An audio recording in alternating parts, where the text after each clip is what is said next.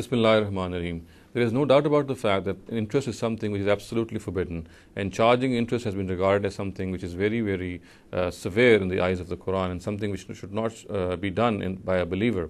And not only the Quran, we know that the previous scriptures also have forbidden the charging of interest absolutely. So therefore, one has to be very careful that one does not lend money simply on the basis that he earns some profit out of it, whether the person to whom that lent amount is in straitened circumstances or in circumstances of profit.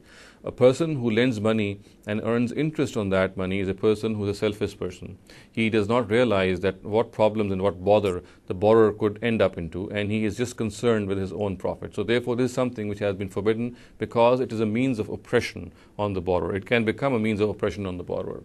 Now the question arises that is there any setup, and is there any transaction in which if a person lends an amount as an investment loan, is there a setup in which, or a transaction in which a person can earn some money and then this money should also be not regarded as interest? So the one setup or one transaction or one dealing which comes to mind is, and which cannot fall or should not fall in the arena of interest, is that a person, for example, invests some money as a loan in some business venture, and the understanding between the two people is that in case of profit only, then if there's a profit in that venture, then the person who has lent the money, he shall be given a specific fixed amount of that percentage of profit. So this cannot be objected to. However, if this is not the case, and if this profit is subjected or is distributed to the loss area also, then of course this would become interest. So this should not be the case.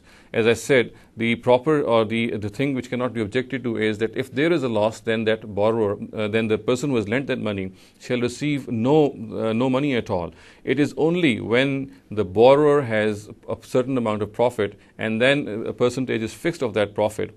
If he earns that profit and gives back to the lender, then this is something which can be allowed, which does not fall in the arena or the sphere of interest. So therefore, lending someone an amount of money and then earning through that lent money is possible if that money which is lent is, of course, is invested in some business venture, and only if there is a profit in that business venture, then only a specific percentage, which of course can be predetermined, should be given back or can be given back to the lender.